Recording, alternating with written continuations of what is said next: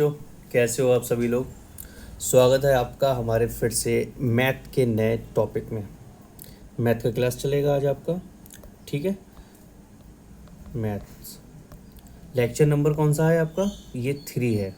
ठीक है, जैसे कि आपने लेक्चर नंबर 2 में पढ़ा था, ये सब हमने आपको प्रोवाइड कर दिए थे और ये सब आपको क्वेश्चंस भी दिए थे हमने होमवर्क में। किन किन बच्चों ने कर लिए हैं? सभी बच्चों ने कर लिया ना। लेकिन हमारे पास किसी का भी व्हाट्सएप पे रिप्लाई नहीं आया जिस किसी को डाउट आया हो। यानी कि बहुत से कम स्टूडेंट हैं जिनको या तो सबको सब कुछ समझ में आ गया, पहली बात ये है। और दूसरी बात ये है, क्या तो उन्होंने सॉल्व नहीं किया। जब हमने लगभग 20 से 25 क्वेश्चन दिए तो हो सकता है इसमें एक आध तो आपको डाउट आया होगा, लेकिन आपने किसी ने भी हमें व्हाट्सएप पे मैसेज नहीं किया। क्यों? है ना, करना चाहिए। अगर आपको डाउट आ रहा है तो आप अपने टीचर से डायरेक्टली पूछिए।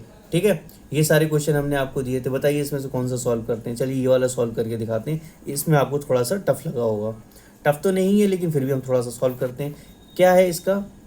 मल्टीप्लाई करना है। तो सबसे पहले हमने क्या बताया था आपको कि कोफिशिएंट को मल्टीप्लाई करिए, है ना। कोफिशिएंट को जब आप मल्टीप्लाई करेंगे फिर उसके बाद वेरिएबल की मल्टीप्लाई होगी। मल्टीप्लाई ऐसे ही होता है। और जब मल्टीप्लिकेशन में क्या रहता है आपका, अगर कोफिशिएंट अलग भी है तब भी आपका मल्टीप्लाई हो जाएगा, लेकिन प्लस और माइनस नहीं होगा। यहाँ पर आपके वेरिएबल भी सेम है। तो क्या होगा, पहले आप इन दोनों की मल्टीप्लाई करें, कितना आया? 3×5 = 15 × 6 और a ये क्या हो जाएगा आपका? 15×6 = 90, 6×5 = 30 का 0 हासिल लगे 3, 6 3 9। तो ये क्या हो जाएगा आपका? a³। ये आपका सही आंसर हो जाएगा। ठीक है, एक ये वाला क्वेश्चन थोड़ा सा अच्छा था। 6a - 2a × 3a। अब ये क्या करेंगे बच्चे, इसमें बड़े कंफ्यूज हो जाते हैं। सबसे पहले जो आपके फॉर्मूला होता है वो है बोर्ड मास। बोर्ड मास का क्या मतलब है? ब्रैकेट ऑफ, फिर divide, multiply, addition and then subtraction. तो यहाँ पर हमें सबसे पहले क्या करना है? सर आप तो कह रहे हैं कि मल्टीप्लाई पहले करना है, लेकिन मल्टीप्लाई थोड़ा बाद में आ रहा है। इसमें क्या करना है? ब्रैकेट को ऑफ करना है, ब्रैकेट को ख़त्म करना है। ठीक है, अब इसीलिए हमें जब ब्रैकेट को ख़त्म करेंगे तो आप इसका जो माइनस है वो आपको पहले करना पड़ेगा, उसके बाद आप मल्टीप्लाई करेंगे। तो 6 में से 2 गए, कितने बचे? 4a × 3। अब कितना हो जाएगा? 12a²। तो यहाँ पर बच्चे इसलिए कंफ्यूज होते हैं। इसमें कंफ्यूज होने वाली बात नहीं है, बस आपको बोर्ड मास वाला रूल लगाना है। उसमें क्या करना है? सबसे पहले ब्रैकेट ऑफ करना है। इसको आप ऐसे सॉल्व करेंगे तो गलत हो जाएगा। कैसे? कि आप कहें कि पहले मल्टीप्लाई कर दें। अब ये आप साइन छोड़ देंगे बीच में, -2a और 3a को मल्टीप्लाई कर दिया आपने, तो ये क्या हो जाएगा? 6a - 6a। तो आपका आंसर आ जाएगा 0, वो कि गलत होगा। आप क्या कर सकते हो, देखो इसकी इससे मल्टीप्लाई करो और इसकी इससे मल्टीप्लाई करो, तब आपका आंसर बिल्कुल सही आएगा। देखो 6×3 = 18 a² - 3 दूनी 6a²। अब 18 में से 6 गए तो कितने बचे? 12a²। यानी कि आप बाहर से अंदर दोनों को मल्टीप्लाई कर सकते हो, फिर उसके बाद आप उनको एडिशन, मल्टीप्लिकेशन या फिर ऐड या सब्ट्रैक्ट जो भी करना हो कर देना। और सबसे बेहतर तरीका क्या है? आप सबसे पहले अपना ब्रैकेट को ऑफ करो, ब्रैकेट ख़त्म करो, उसके बाद डिवाइड, मल्टीप्लाई, एडिशन, सब्ट्रैक्शन ये वाला रूल लगाओ।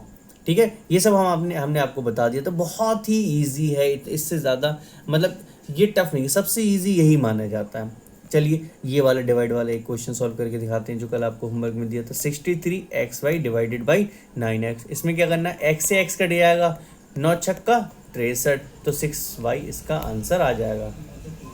ठीक है बच्चों, 48a² / 6a। ये कैसे डिवाइड करेंगे? a से a कट गया। अब ये a से स्क्वायर कैसे काट दिया, इसमें बच्चे कंफ्यूज होते हैं। a × a लिखा हुआ है ये /6 से, a से a गया और ये आपका 6 कोफिशिएंट से कोफिशिएंट, 6 8 = 48, तो 8a आपका आंसर हो गया। ठीक है, इस तरीके से इन सब चीज़ों को सॉल्व करना है। चलिए हम नेक्स्ट क्लास की तरफ बढ़ते हैं। नेक्स्ट क्लास में आज आपका टॉपिक है, क्या है? अलजेब्रा। और अलजेब्रा क्या होती है आपकी, अलजेब्रा में आपको क्या पढ़ना होता है, वो सब हम आपको ऑलरेडी बता चुके हैं। और आज हम आपके सामने बताएंगे आज का टॉपिक जो अपना है, ब्लैक हेडिंग से लिखते हैं। क्या है अपना टॉपिक? बताओ बच्चों। आइडेंटिटीज़।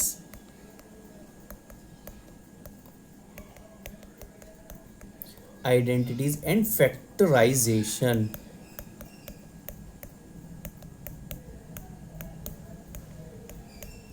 आइडेंटिटीज़ एंड फैक्टराइजेशन ये अपना आज का टॉपिक है। ठीक है बच्चों, चलिए आज का टॉपिक हम शुरू करते हैं। ब्लू पेन ले लेते हैं। ओके,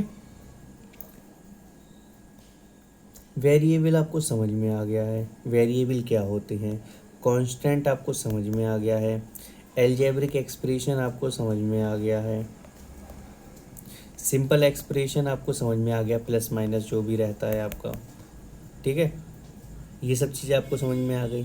ठीक है, अब क्या होता है, अब आपकी कुछ टर्म होती हैं, वो टर्म कौन कौन सी होती हैं, जैसे कि आपका मोनोमियल, बाइनोमियल, पॉलीनोमियल, ये भी हमने आपको बताया था, जिसमें आपका ए हो, बाइनोमियल जिसमें आपका ए बी हो, polynomial A B C D, इस तरीके से ये आपके रहें, ये आपके अलग अलग तरीके से हो जाएंगे। ठीक है, ये चीज़ आपको समझ में आ गई। ठीक है बच्चों, अब ये जो आपके पॉइंट है, अब इन सभी पॉइंट को हम आपको बहुत ही विस्तार से सब कुछ समझाने वाले हैं। ठीक है, कुछ फार्मूलाज हैं, ये आप याद कर लीजिए। फार्मूलाज हैं, ये अभी यूज़ होंगे, हम आपको पहले याद करवा देते हैं। ये साथ साथ नोट्स बनाते जाना है आपको मैथ का। मैथ में देखो बच्चों, साइंस की तरह मैथ नहीं होती है कि आपको पीडीएफ रीड कराया जाए और उसमें क्वेश्चन आंसर कराए जाएँ। ये डायरेक्टली आपके नोट्स बनाए जाएंगे इसमें, और सब कुछ बिल्कुल विस्तार से धीरे धीरे आपको पढ़ाया जाएगा, और यही नोट्स हम आपको प्रोवाइड कर देंगे।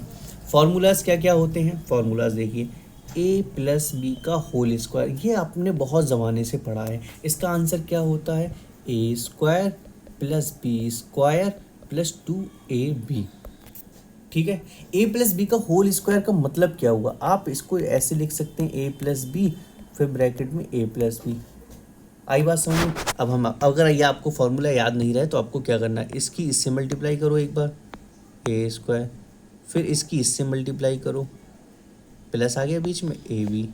ठीक है, अब इस वाले की इससे मल्टीप्लाई करो, प्लस बी ए, प्लस अब इसकी इससे मल्टीप्लाई करो, बी स्क्वायर। अब यहाँ पर क्या आया आपका, ए स्क्वायर प्लस ए बी, या बी ए बात एक ही है, 2ab प्लस बी स्क्वायर, ये आपका आंसर आ गया सेम। तो ये आपका, इसका हमने थोड़ा सा विस्तार में समझा दिया, ताकि अगर कोई बच्चा भूल जाता है तो वो इस तरीके से मल्टीप्लाई कर सकता है और अपना आंसर निकाल सकता है। तो क्या फॉर्मूला बना, a square plus b square plus 2ab। अब डायरेक्टली आप फॉर्मूला याद कर लीजिए। दूसरा फॉर्मूला है आपका a माइनस बी का होल स्क्वायर, ये हो जाएगा आपका ए square plus b square minus 2ab। ठीक है बच्चों, एक फॉर्मूला और आता है आपके पास, a plus B A minus B. ये A plus B A minus B क्या होगा आपका, ए स्क्वायर माइनस बी स्क्वायर। अब ये कैसे आया, ये चीज़ देखते हैं। देखो, ए की ए से मल्टीप्लाई करी तो क्या होगा, ए स्क्वायर, ए की बी से मल्टीप्लाई, प्लस माइनस क्या होता है, minus A B, plus A B minus B square, A B cut गया तो A square minus B square, आ गया आपका सेम फार्मूला निकल के।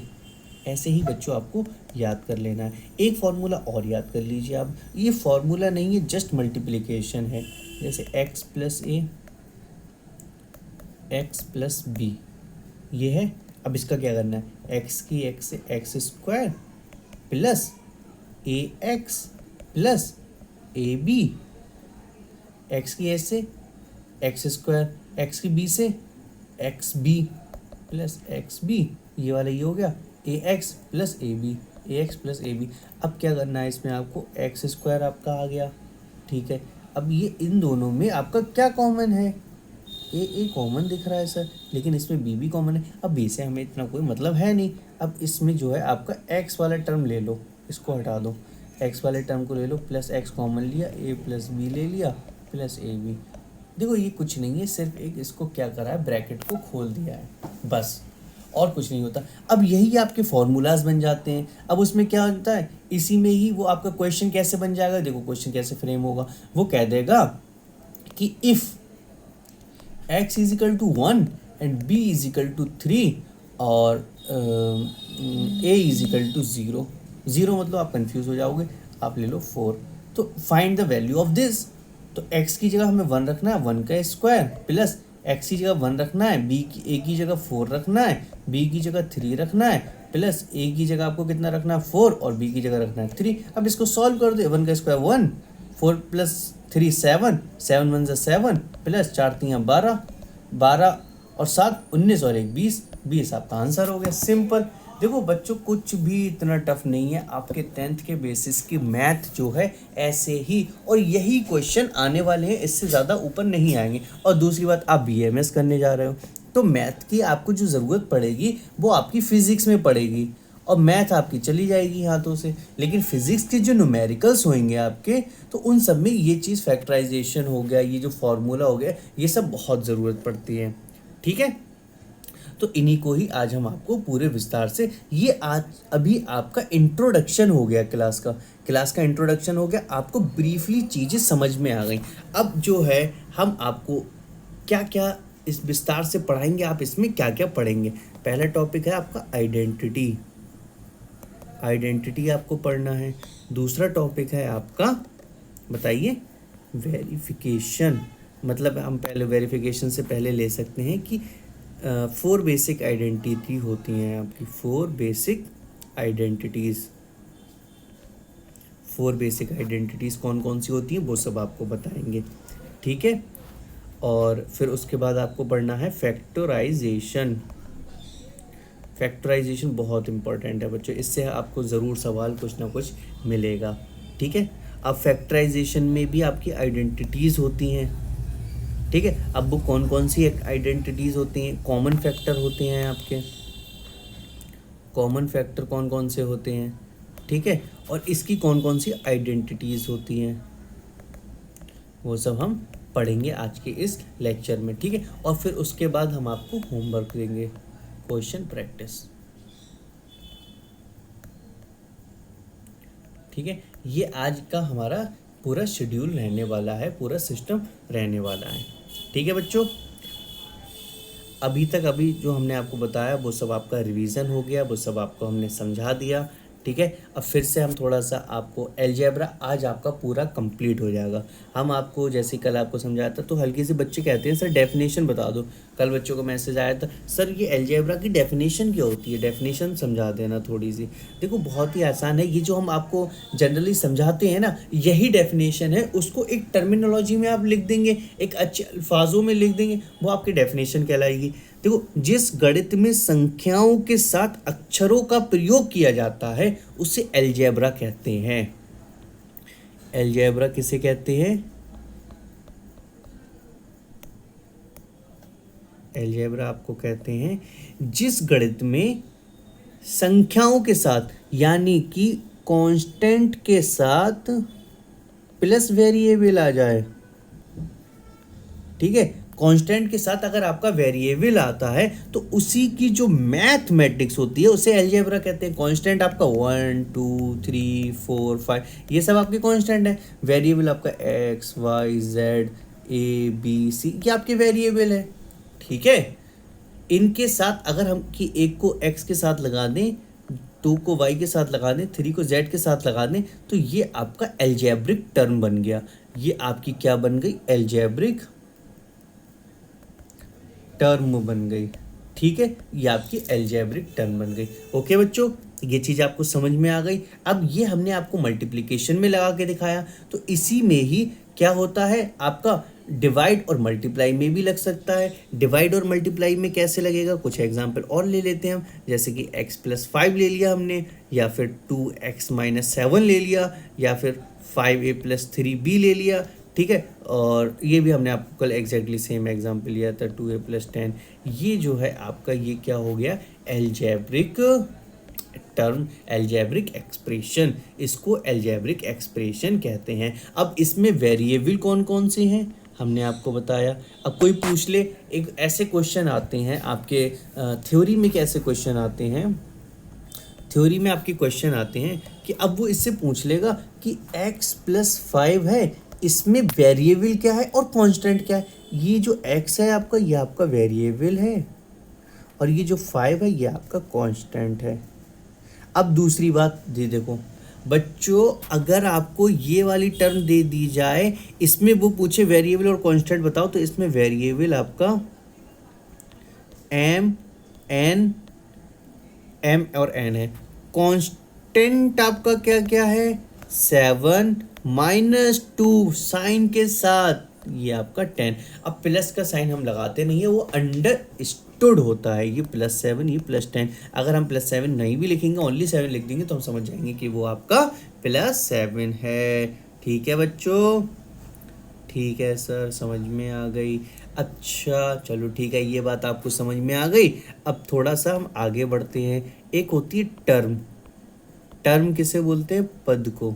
पद कौन सा आपका पद है। अब पद का क्या मतलब हो गया?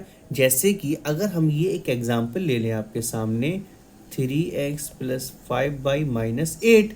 अब इसमें क्या है? ये जो है आपका क्या, ये जो आपका 3x है, ये पूरा एक टर्म है। क्या है? टर्म। ये एक पूरा पद है आपका। ये जो 5y है +5y, ये पूरा आपका एक टर्म है। ये आपका एक टर्म है। ठीक है, ये आपकी टर्म हो गई। अब वो आपको क्वेश्चन इस तरीके से फ्रेम कर दे कि इनमें से ऐसा कौन सा टर्म है, ऐसा कौन सा पद है जिसमें वेरिएबल नहीं है। बात आ रही है आपको समझ में? ऐसा कौन सा पद है जिसमें वेरिएबल नहीं है? सर ऐसा कौन सा पद है जिसमें वेरिएबल नहीं है? बड़ा कठिन क्वेश्चन पूछ लिया। नहीं बेटा, ये कठिन नहीं है क्वेश्चन। क्यों? क्योंकि वेरिएबल आपको दिखाई दे रहा है, 8 वाले वेरिएबल नहीं है, तो आपका आंसर हो जाएगा -8। -8 में आपका वेरिएबल नहीं है। ठीक है, इसमें आपका वेरिएबल नहीं है तो क्या होगा आपका? तो ये आपका टर्म ऐसा टर्म है जो आपका सिर्फ कांस्टेंट है। ठीक है, ये बात आपको समझ में आ गई बच्चों। ये जो हम आपको थ्योरी पढ़ा रहे हैं ना, ये बहुत इंपॉर्टेंट है। धीरे धीरे ये सब चीज़ें आपको समझ में आएंगी तो आपको क्वेश्चंस करने में और ज़्यादा मज़ा आने वाला है। ठीक है, कोफिशिएंट क्या होता है? इसे बोलते हैं गुणांक। देखो बच्चों, मैथ में जो है आपका सिर्फ टर्मिनोलॉजी की ही हिंदी में पढ़ाया जा सकता है। अभी जो मैथ के लेटर बोले +8 +-8, अगर इसको 8 भी बोला जा रहा है तो इसमें इतनी कोई वो बहुत बड़ी रॉकेट साइंस नहीं है। आपको समझ में आ जानी चाहिए ये सब चीज़ें। ठीक है, सिर्फ अब जो टर्मिनोलॉजी होती है जैसे कि कोफिशिएंट हो गया, इसमें हमने आपको बता दिया ये गुणांक है। तो ये सब चीज़ें आपको, मुद्दा क्या है, आपको कॉन्सेप्ट में समझ में आना चाहिए, आपको क्वेश्चन सॉल्व होना चाहिए, ये आपका उद्देश्य रहना चाहिए। ठीक है बच्चों, ठीक है। अब 7x हमने एक एग्जाम्पल दिया आपको, तो इसमें कोफिशिएंट क्या है? हम इतनी देर से बोल रहे हैं कांस्टेंट कांस्टेंट कांस्टेंट, तो जो कांस्टेंट है आपका 7, यही आपका कोफिशिएंट है, यही आपका गुणांक है। किसका? x का। x क्या है आपका? वेरिएबल। बच्चों ये नोट्स बनाते रहना, साथ साथ आपको क्या करना है? शॉर्ट नोट्स बनाना है, ओनली शॉर्ट नोट्स ओनली। ठीक है, सिर्फ आपके पास 1 मंथ का समय है। कितने का समय है? 1 महीने का समय है। तो 1 महीने में अगर आप फुल नोट्स बनाएंगे, अच्छे एक एक बातें लिखते जाएंगे, तो ऐसे काम नहीं चलेगा। आपको धीरे धीरे सब चीज़, जैसे हम जितना बताते जा रहे हैं, बस आपको उतना उतारना है और अपने छोटे छोटे नोट्स बना लेना है, और जो होमवर्क देते हैं वो ज़रूर करना है। ठीक है, अब देखो एक चीज़ आपका पॉइंट हो जाता है। ये जो हम स्टार मार्क बनाते हैं ना, तो ये आपकी एक हेडिंग रहता है, पॉइंट रहता है। लाइक टर्म क्या होता है? लाइफ नहीं, लाइक। लाइक टर्म क्या होता है? लाइक टर्म और अनलाइक टर्म, जिन वेरिएबल का नाम और पावर समान हो। जिन वेरिएबल का नाम और पावर समान हो मतलब कैसे? बताओ। लाइक और अनलाइक टर्म कैसे हो जाएंगे? जैसे कि अगर हम एक एग्जाम्पल दें आपको, 3x 5x 2x 9x, तो इसमें जो आपका वेरिएबल आ रहा है x, ये आपका लाइक है, तो ये सब आपस में जुड़ जाएंगे, मल्टीप्लाई भी हो जाएंगे और माइनस भी हो जाएंगे। ठीक है बच्चों, प्लस माइनस इसमें आसानी से हो जाएगा। ओके बच्चों, हाँ ठीक है।